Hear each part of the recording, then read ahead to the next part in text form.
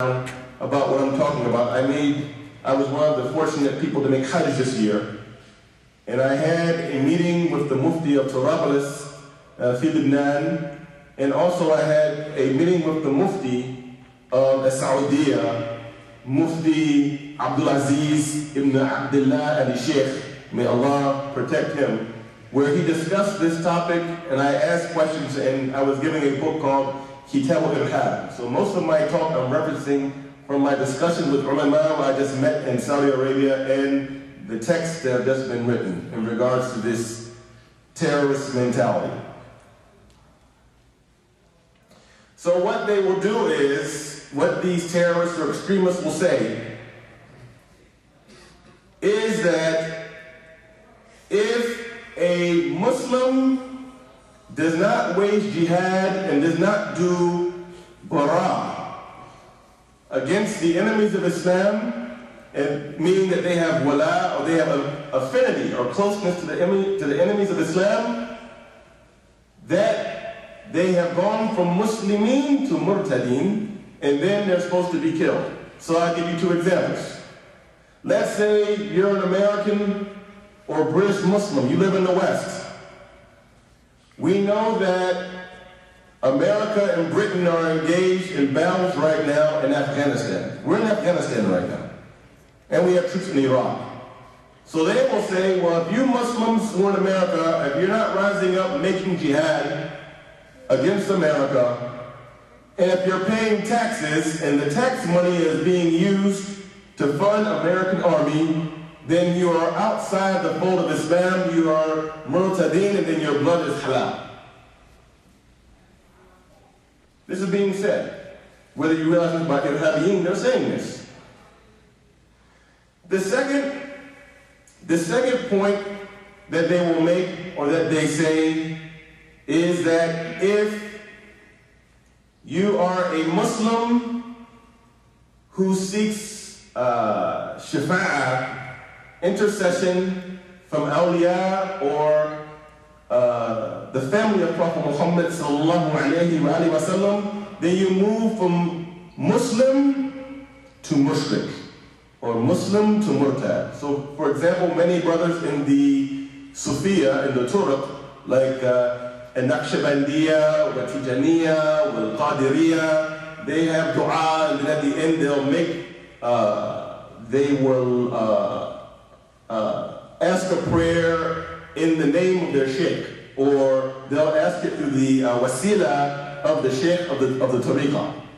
Or our brothers from Madhab Jafari, they will make a prayer, and they will ask Is'aluhum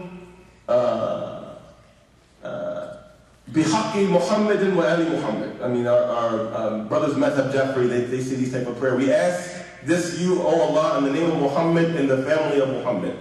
They say that if you do these types of dua, you've gone from being Muslim to murtad, or Muslim to mushrik. Then your blood is halal, or this is lawful. Now, according to our teachings and what's been passed down in the Islamic tradition, whether someone is a believer or is a non-believer, their lives cannot be taken in this type of what we call vigilante manner, because this is vigilantism. To kill someone just because they're different, or even if you think they're guilty of a crime, without them going to a qadi or a hakam and having a chance to argue this case, this is unlawful in Islam. This is called vigilantism. Vigilantism is haram fil Islam. When Allah subhanahu wa ta'ala said in the Quran, وَلَا تَقْتُلُوا النَّفْسَ الَّتِي حَرَمَ اللَّهُ إِلَّا بِالْحَقِّ.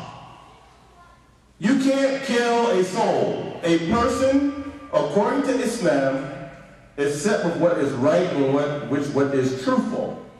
So, what our scholars have said that the haqq is related to hukuk, right? Rights. People have certain rights to go in front of a judge and face the evidence that is against them. This is the first thing that makes this incorrect. The second thing that makes this incorrect is we know the saying of Rasulullah sallallahu alayhi wa sallam, hadith sahih, "Man badala deenahu faqtuluhu." That if anyone changes their deen, then you kill him. If anyone changes their deen, you kill them.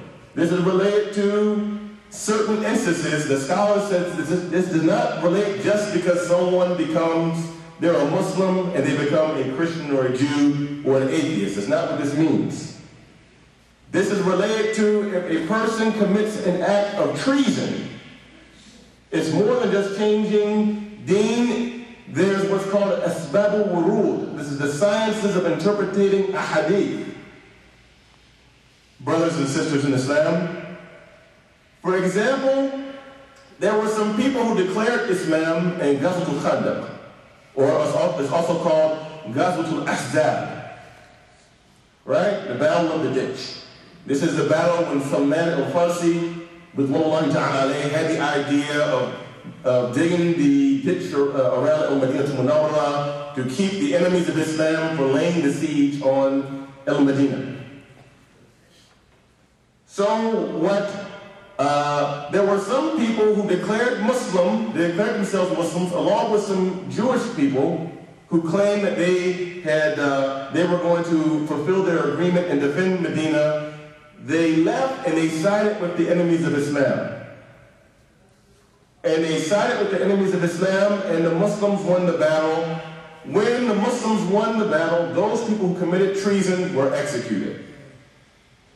And in all civilizations, even in America today, if someone's in the Army, Navy, Air Force, or Marines, and during a time of battle, they help the enemy during a time of war, and they're captured, even in America, they can get the death penalty, either by hanging or being shot. This is according to American law. Most countries have this law, treason. The second incident we have is relating to Khawarij. When Ali ibn Abi Talib karramallahu wajhahu had his conflict with the army of Muawiyah ibn Abi Sufyan, and there were a group of people who had given bay'ah, or who had given allegiance to Ali ibn Abi Talib, then they declared Ali ibn Abi Talib to be kafir. They declared Ali to be kafir. Ali ibn Abi Talib sent Abdullah ibn Abbas radiallahu anhu to talk with them, to call them back, to fulfill their agreement. Some of those Khawarij came back to Jaysh Amir al-Mu'mineen Ali, and some of them left and they declared war against Ali ibn Abi Talib, and because of this treason, those Khawarij were killed. This is also in the Islamic history. They committed treason.